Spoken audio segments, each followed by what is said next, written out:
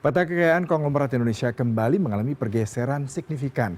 Perusahaan media bisnis dan keuangan asal Amerika Serikat Forbes rutin memperbarui daftar orang terkaya secara global, termasuk Indonesia. Pendiri PT Bayer Resources Tbk Lo Tuk Hong resmi menduduki posisi pertama sebagai orang terkaya di Indonesia, menggeser pemilik grup Jarum Robert Budi Hartono. Dan berikut ini kita akan sampaikan daftar 10 orang terkaya Indonesia 2026 yang dirilis oleh media Forbes. Kalau kita melihat pertama adalah sosok bernama Lo Tuk Hong, ini merupakan memiliki kekayaan 262,4 triliun, bergerak di bidang pertambangan, yaitu batu bara dan juga energi melalui Bayer Resources.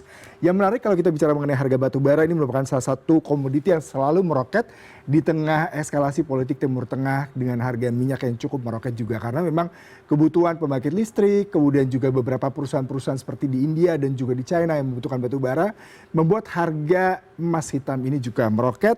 Kalau tadi saya baca harga batu bara sendiri per tonnya 130,40 ton.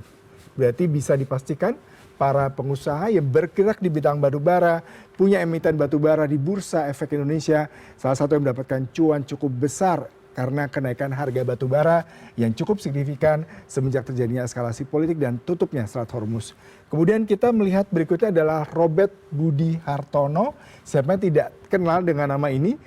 Boleh jadi kita sudah terbiasa dengan produk-produk yang dimiliki oleh perusahaan ini.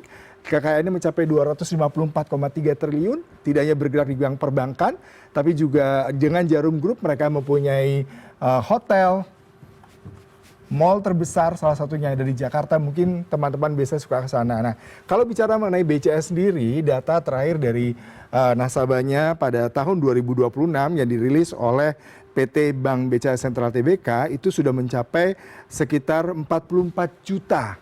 Nah, 44 juta rekening dengan transaksi mencapai 122 juta transaksi per hari. Bisa Anda bayangkan dari sektor perbankan BCA sendiri, Robert Budi Hartono bisa mendapatkan cuan cukup besar selain tadi ada industri properti, hotel, dan juga grup Jarum yang salah satunya backbone juga dari kekayaan Robert Hartono. Kemudian kita melihat sektor lain, Prajogo Pangestu, nama yang juga tidak asing bagi kita, dan petrokimia serta energi dengan perusahaan Barito Group merupakan salah satu sumber cuan kekayaan dari Prajogo Pangestu, di mana kekayaannya mencapai 249,5 triliun. Saya sedikit memberikan informasi terkait perusahaan ini. Perusahaan ini langkah strategisnya di tahun 2007, kalau kita sedikit melihat sumber kekayaan cukup signifikan adalah mereka mengambil alih atau mengakuisisi 70% saham dari PT Chandra Asri. Chandra Asri ini ada perusahaan bergerak di bidang petrokimia. Bisa Anda bayangkan 70% Chandra Asri diambil di tahun 2007 dan memberikan sebagai bisnis entitas petrokimia yang cukup besar. Kemudian di berikutnya adalah dia juga berkembang di bisnis green energy atau renewable energy. Dia salah satunya mengakuisisi perusahaan Singapura bernama Green Era dengan nilai mencapai 33,3% saham. Dengan seperti itu juga dia mempunyai Star Energy, kemudian juga BCPG Thailand senilai 440 juta. Dan yang menarik adalah kalau kita lihat dia juga memiliki sumber panas bumi di 3 kota, yaitu pertama di kawasan Wayang, Sindu, kemudian juga Salak, dan Derajat di Jawa Barat. Tidak heran makanya Barito Group, salah satu yang bergerak di bidang energi dan petrokimia, juga menggunakan renewable energy karena ini salah satu keniscayaan industri teknologi juga beralih kepada teknologi dan industri hijau atau green energy. Kemudian kita beralih ke Antoni Salim. Mungkin saya dan Anda juga salah satu yang sering mengkonsumsi produk pangan, produksi daripada Antoni Salim.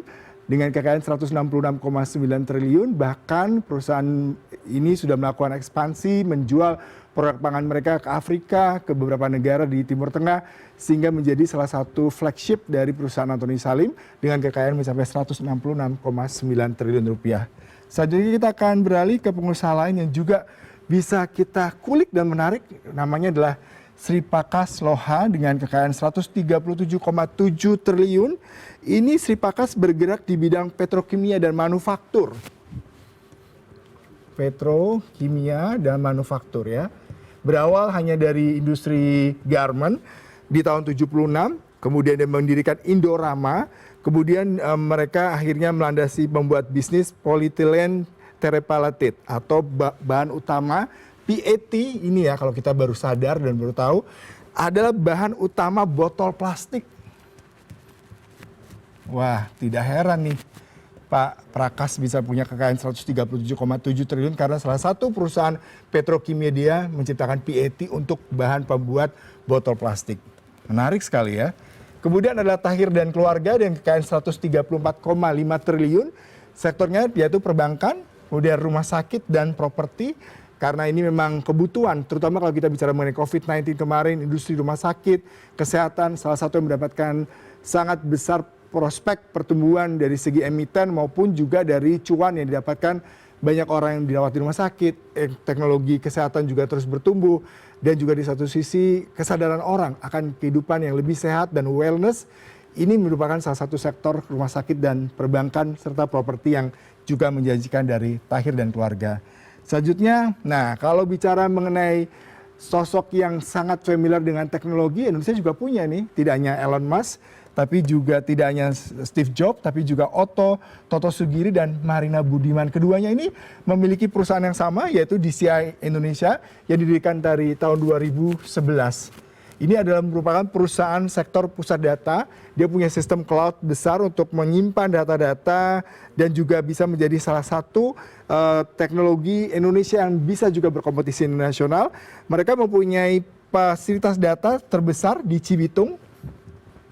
Ya, di mana kalau kita melihat kekayaannya mencapai 124,7 triliun, sementara Marina Budiman 89,1 triliun, dan yang menarik nih ya, keduanya memiliki perbedaan saham berbeda.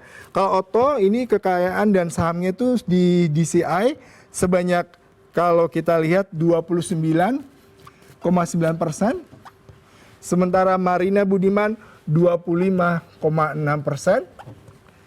Kan kalau kita lihat betapa saham dari perusahaan DCI ini pada perdagangan tadi, kalau saya lihat ini nilainya cukup tinggi ya, sudah kekayaan mereka mencapai 89,1 triliun dan harga sahamnya juga terus meningkat. Lalu kita akan beralih ke para pengusaha lainnya juga tidak kalah menarik. Lim Haryono Wijaya Sarwono dengan sektor yang menarik adalah kelapa sawit, kemudian nikel dengan kekayaan mencapai 69,7. Saya coba membaca sedikit harga kontrak berjangka minyak kelapa sawit Malaysia ini sudah mencapai 4.600 ringgit Malaysia per ton. Jadi bisa Anda bayangkan jika Bapak Lim ini melakukan ekspansi bisnis kelapa sawit dengan harga kelapa sawit yang cukup meroket dengan mencapai 4.600 per ton, berapa kekayaannya? Berikut juga rencana pemerintah untuk B50, ini juga bisa menjadi salah satu hal yang mendorong emiten kelapa sawit di tanah air dan juga kekayaan dari Pak Lim. Kemudian Theodore Rahmat dengan kekayaan 66,4 triliun, sektornya agribisnis dan pertambangan. Lagi-lagi industri agribisnis dan pertambangan merupakan salah satu aset ekonomi di Indonesia yang membawa nama-nama besar ini menempati posisi ke-10 orang terkaya Indonesia karena kita memiliki aset pertambangan dan juga industri teknologi serta komoditi lainnya. Ya, kalau kita lihat tadi adalah peringkat dalam Forbes Real Time Billionaires bersifat sangat dinamis. Perubahan posisi dapat terjadi suatu waktu tergantung pada pergerakan harga saham di bursa. Nah, nilai tukar mata uang, kondisi pasar global juga mempengaruhi valuasi aset dari para pengusaha tersebut.